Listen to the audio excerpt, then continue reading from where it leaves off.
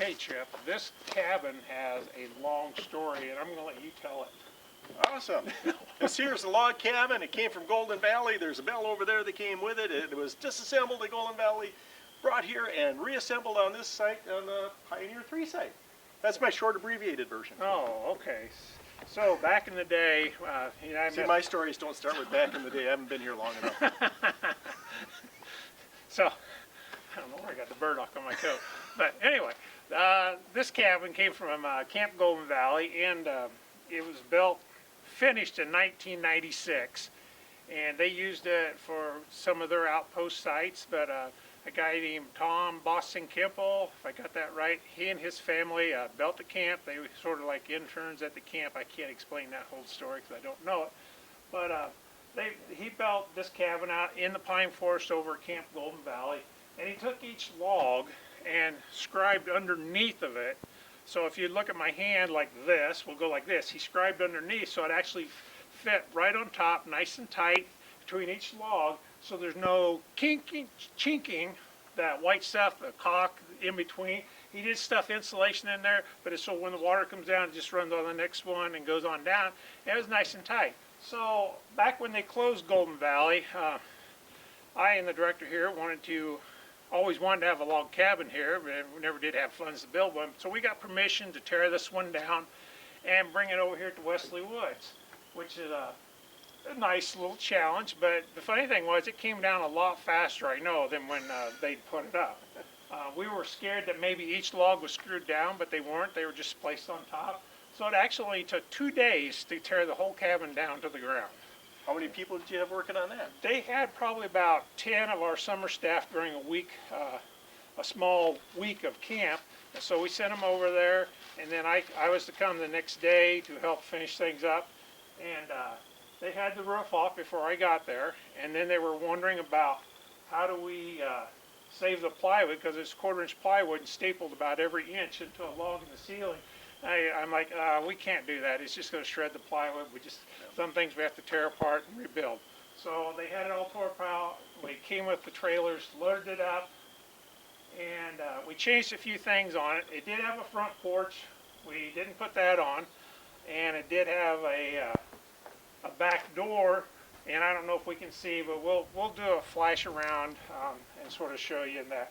But the main thing was putting it here at Wesley Woods so everybody could see it that went across the ridge, and trying to find that perfect spot. And this is the perfect spot. During the summer in the mornings, there would actually be shade on the little square over there, and then in the afternoon there'd actually be some shade sitting on the porch, and in the evening it would be all shaded on the deck here. So like I say, I think it was about 2008 when we finally got it here, put back together. We did change the windows around. It was kind of dark in there, so we actually put some bigger windows in and got some light in there and really lit the place up, because there is no electricity or running water in there. Yep, it's a rustic cabin.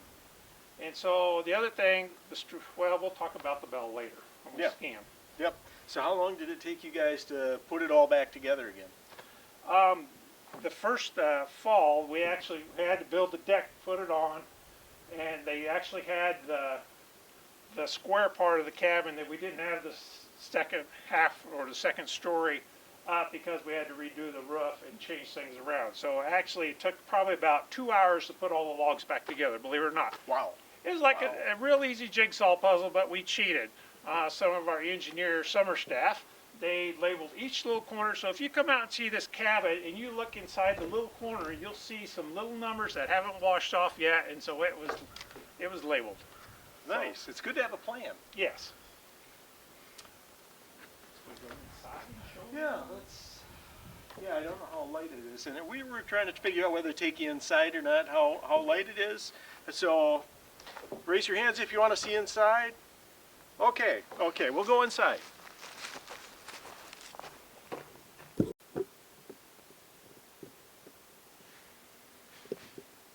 All right, John, here we are. Okay, so this is the inside of the log cabin. We kept the same square footage, except we did go a little bit taller. But this is the stove that was originally in the log cabin, and people say, is that enough to keep this thing warm?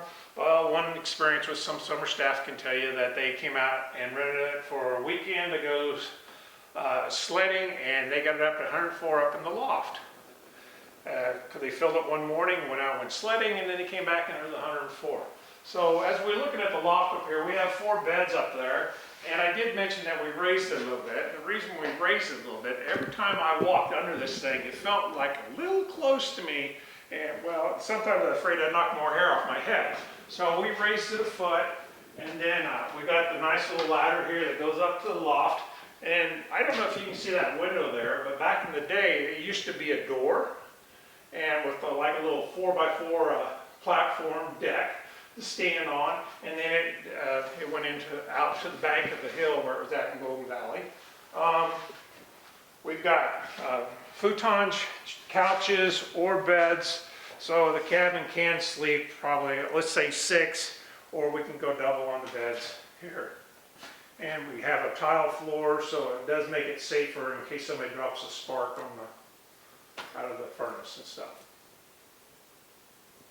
Oh, and I forgot to mention some of the neat architect about this is this nice little tree here, which looks like 2, is only actually 1.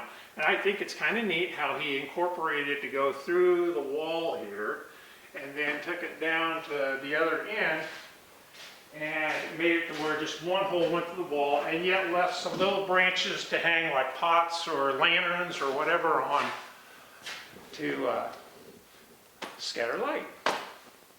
That's about all I got.